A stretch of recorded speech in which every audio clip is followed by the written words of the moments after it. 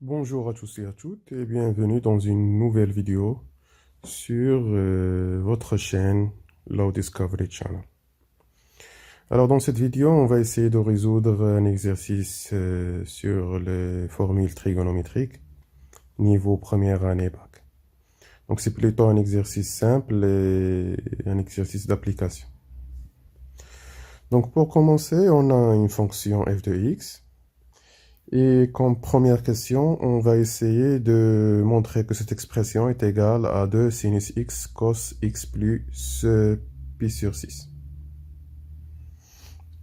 Donc on a, pour tout x appartenant à R, on a f de x est égal cos au carré de x plus racine de 3 cos x sin x moins 1.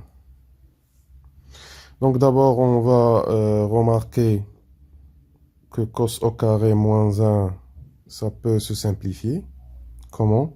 Donc avec la formule très connue de cos au carré de x plus sin au carré de x est égal à 1. Alors si on veut cos au carré de x moins 1,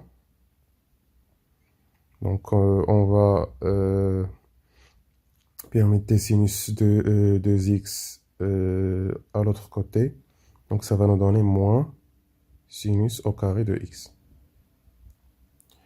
Donc on va d'abord restructurer cette expression. Donc on a racine de 3 cos x sin x. On va aller tout doucement. Plus cos au carré de x moins 1.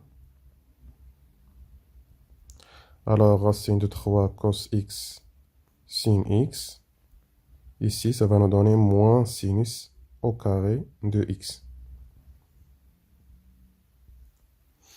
On va essayer de simplifier un petit peu. Donc on va factoriser par sinus x. Donc sinus x, facteur de racine de 3 cos x. Et ici, ça nous reste moins 1. Moins sinus x. Désolé. Moins sinus x. Donc, on va essayer de factoriser cette expression-là.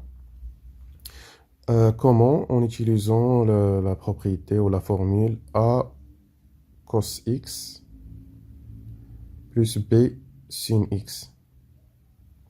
Donc, ça peut être égal à r cos x moins phi. Phi avec une phi, un angle donné.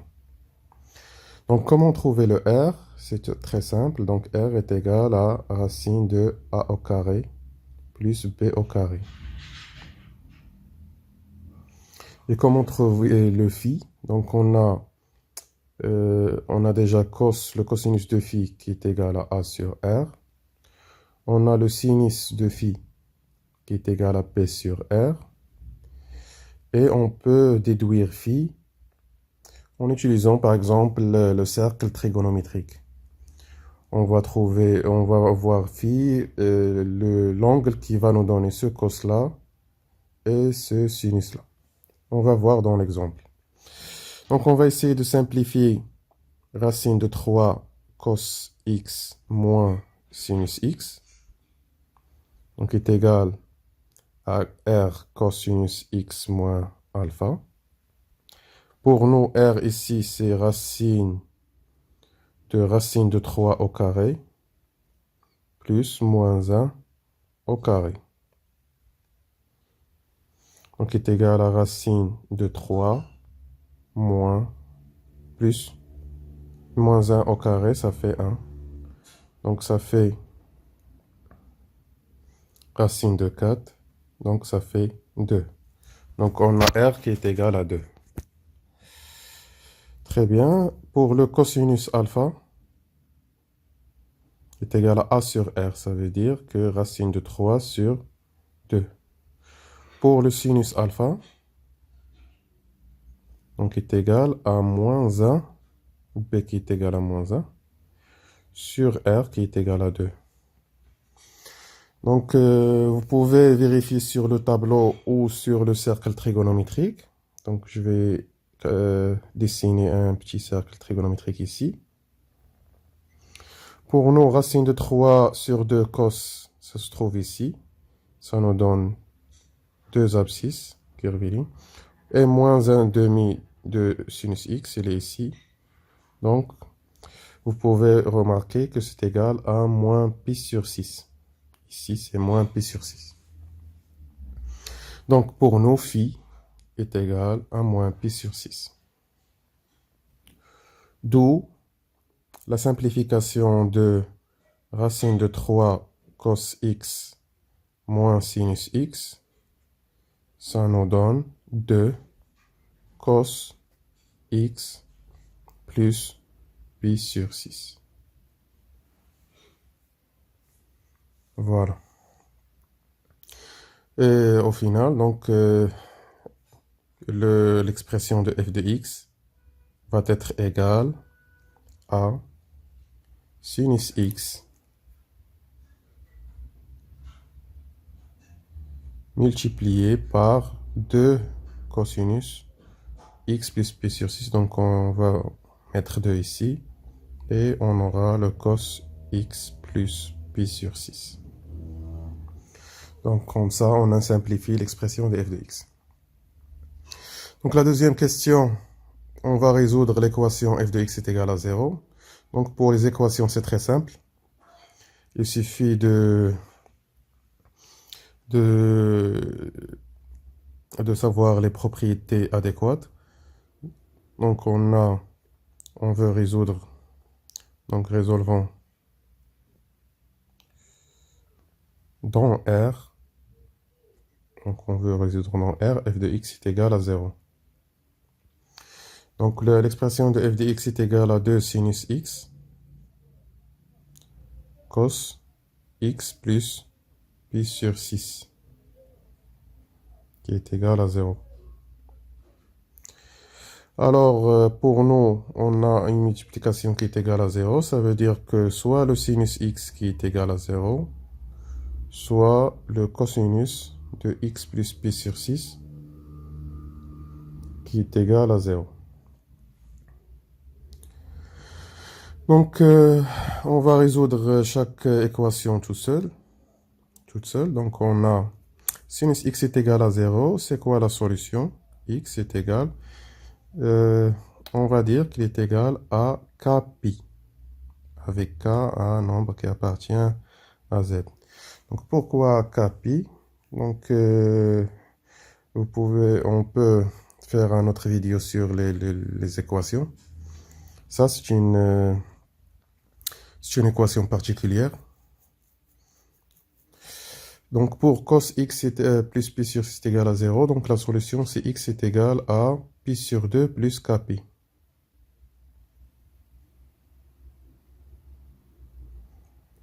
Si vous voulez une autre vidéo sur les équations, vous pouvez le demander sur les commentaires. Et ici c'est pas x, on a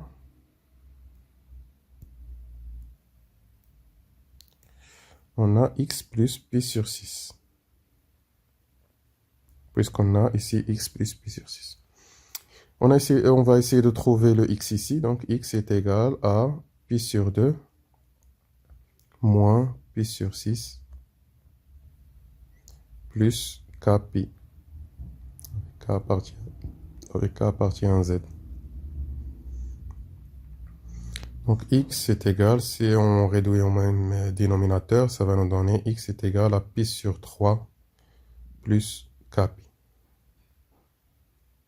Et ici on a x est égal à kpi. Au final, puisqu'on résout cette équation dans R, on va juste mettre le S. Donc l'ensemble de solutions, c'est quoi? C'est l'ensemble des solutions kpi avec k appartient à z, union l'ensemble des solutions de pi sur 3 plus kpi avec k appartient à z. Donc lorsqu'on résout une équation dans R, les solutions sont généralement ainsi. avec plus Kpi, plus 2 Kpi, ça dépend. Très bien, on va passer directement aux questions 3. Donc, on veut résoudre la même équation, mais cette fois sur sur l'intervalle 0pi.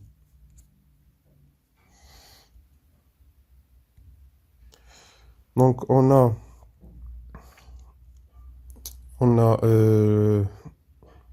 f de x est égal à 0. Mais cette fois, on veut la résoudre sur 0pi.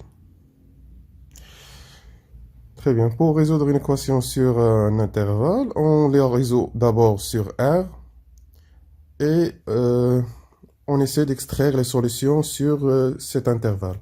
Donc, on a déjà résolu cette équation sur R. On a trouvé que x est égal à kpi, avec k appartient à z. Et on a trouvé que x peut égal aussi à pi sur 3 plus kpi. Donc, pour trouver les solutions sur 0pi, généralement, on essaie d'encadrer ces solutions-là qu'on a trouvées. Donc, kpi, on va l'encadrer entre 0 et pi. Et on va essayer de trouver le k. Donc, ici, c'est très simple. On va juste diviser par pi. On va diviser ici par pi, ici par pi, ici par pi. Donc, ça va nous donner k entre 0 et 1. K entre 0 et 1. Donc, les nombres relatifs qui sont entre 0 et 1, donc k peut être égal à 0 et k peut être égal à 1. Donc, entre ces 0, ici, c'est inférieur ou égal, inférieur ou égal. Donc, pour ici, on a pi sur 3 plus kpi. On va l'encadrer entre 0 et pi. Donc, on va essayer de se débarrasser de pi sur 3. Donc, on va soustraire pi sur 3. Donc, kpi, pi moins pi sur 3 et 0 moins pi sur 3. Donc, ici, ça va nous donner moins pi sur 3. Kpi. Et pi moins pi sur 3, on va réduire au même dénominateur. Donc, 3. Donc, ça va nous donner 2 pi sur 3. À la fin, on va trouver que k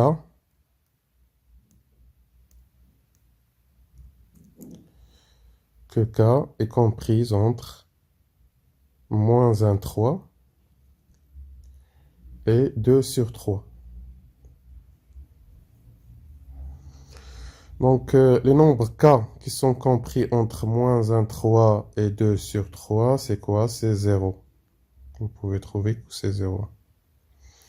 Donc, si on fait ça sur une droite, sur un axe, donc on a le 0 ici, on a moins 1 ici, on a 1 ici. Moins 1 sur 3, c'est à peu près ici. C'est c'est moins 0,3, etc. 2 sur 3, c'est plutôt ici. Donc, le nombre qui est entre ces deux-là, c'est le 0. Donc, k est égal à 0. Donc, on va essayer de reproduire le k dans cette expression-là.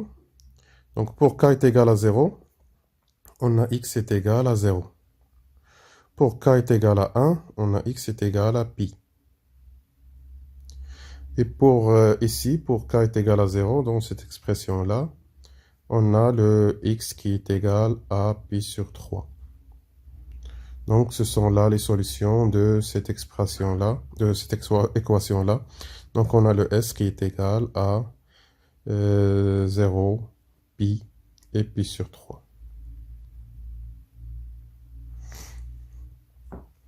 Voilà, donc pour la question 3. Ça, c'est la question 3. Donc, il nous reste la dernière chose, c'est la question 5. La question 4. Donc, la question 4, on va résoudre. On va donc résolvre dans l'intervalle 0pi. Ici, on a une équation de f de x est inférieur à 0.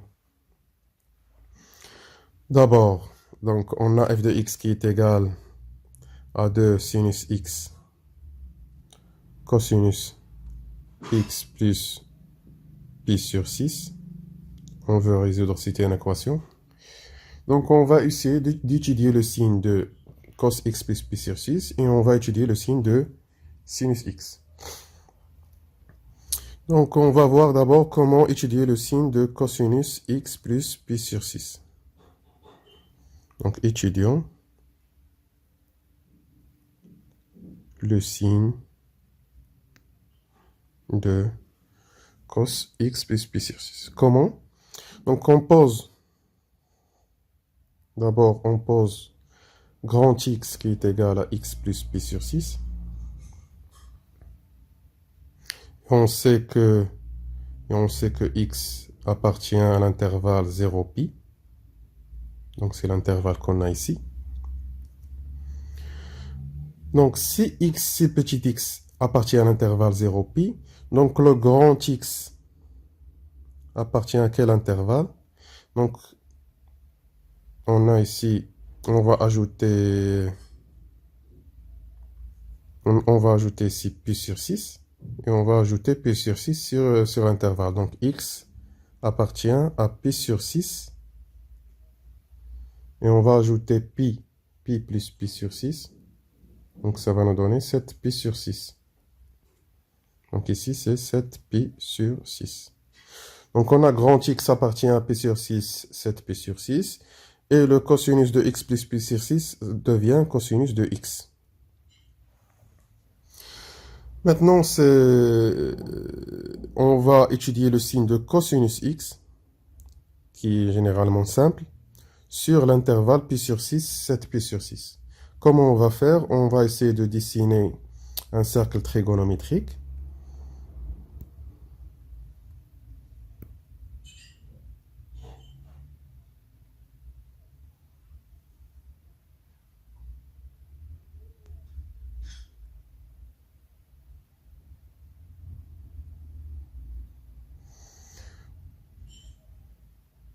Donc, c'est primordial de dessiner le cercle trigonométrique. On a le pi sur 6 qui est ici. Ici, c'est pi sur 6. On a 7 pi sur 6 qui est ici.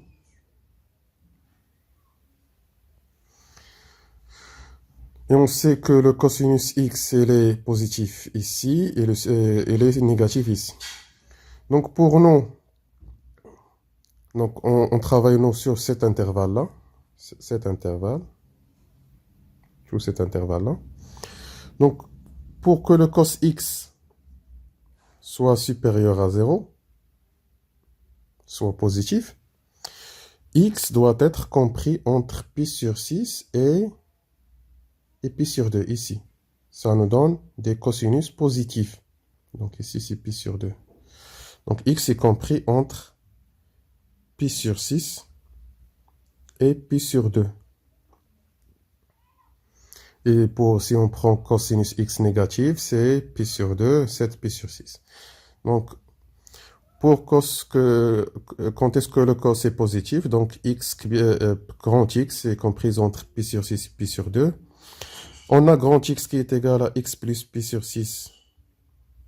Donc, on revient au petit x, pi sur 2. Donc, on va se débarrasser de pi sur 6 pour trouver seulement le x. Donc, on va soustraire pi sur 6. Pi sur 6 moins pi sur 6, c'est 0. Et pi sur 2 moins pi sur 6, ça nous donne pi sur 3. On l'a calculé tout à l'heure. Donc, pour le cosinus soit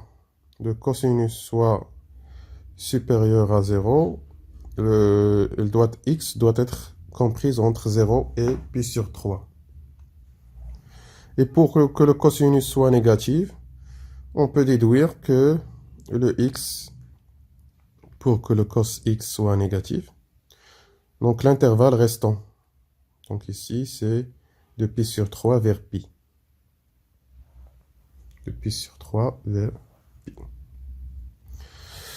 Donc on va essayer de déduire ça sur un intervalle, sur un tableau de signes. Donc on a x, on a le cosinus de x plus pi sur 6. On travaille sur l'intervalle 0 pi. On a trouvé que de 0 vers pi sur 3, Ici, c'est une solution. On l'a vu dans la question 3. Donc, on a vu de 0, pi sur 3, il est positif. Et de pi sur 3 vers pi, c'est le cosinus est négatif. Donc, on l'a déduit ici. Pour le sinus x tout seul, il est très simple. C'est très connu. Donc, le sinus x, vous savez que sur l'intervalle 0 pi sur 3, 0 pi sur 3, le sinus x, il est toujours positif. De 0 vers pi. De 0 vers pi. C'est toujours positif. Les sinus sont ici.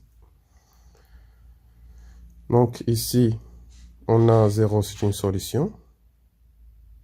On a pi, c'est une solution pour le sinus. Ici, c'est toujours positif, donc c'est dans l'intervalle 0 pi. On va déduire le produit. Donc le produit de sinus x, cosinus x plus pi sur 6. Le 2 qui est ici va rien changer dans les signes. Donc ici, on a 0, c'est une solution. Pi sur 3, c'est une solution. Pi, c'est une solution. On a plus et on a moins. Donc pour résoudre l'équation f de x est inférieur à 0, on a cet intervalle-là. Donc la solution, c'est quoi? C'est l'intervalle pi sur 3 et pi. On a pi sur 3 pi. Alors, c'est tout pour aujourd'hui. J'espère que vous avez compris la démarche. N'essayez pas de vous abonner et de mettre pourquoi pas un j'aime. Et à très bientôt dans une autre vidéo.